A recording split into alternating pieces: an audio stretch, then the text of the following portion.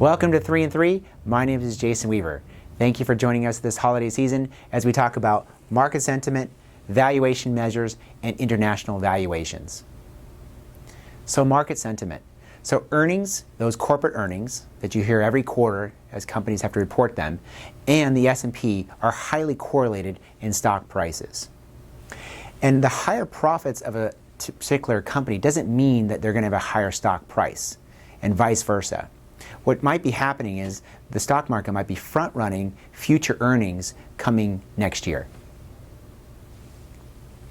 So you can see back in like 2011-12 where corporate profits and the stock market were not actually correlated. But over time that correlation came back in.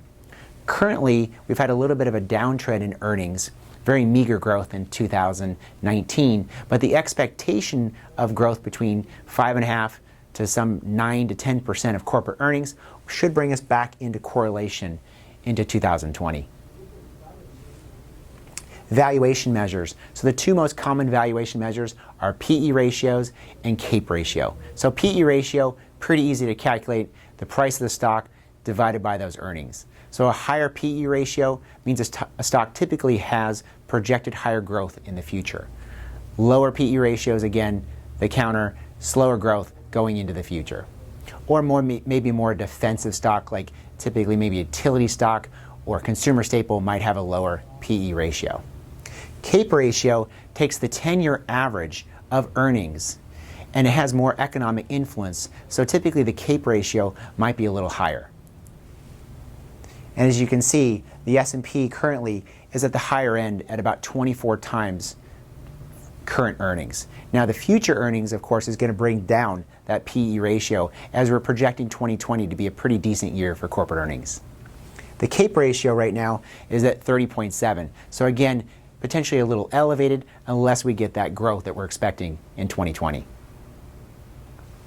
International valuations. So international markets and US markets typically have similar valuations. But again, that's based on many factors. Currently, the international markets have very low interest rates and very low growth.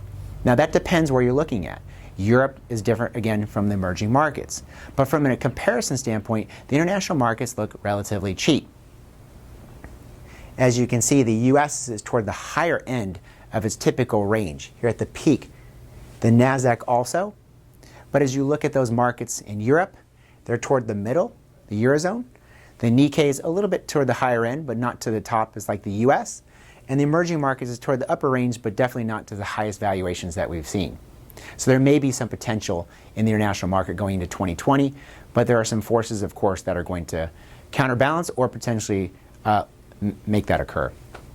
Thank you again for joining us for 3 and 3.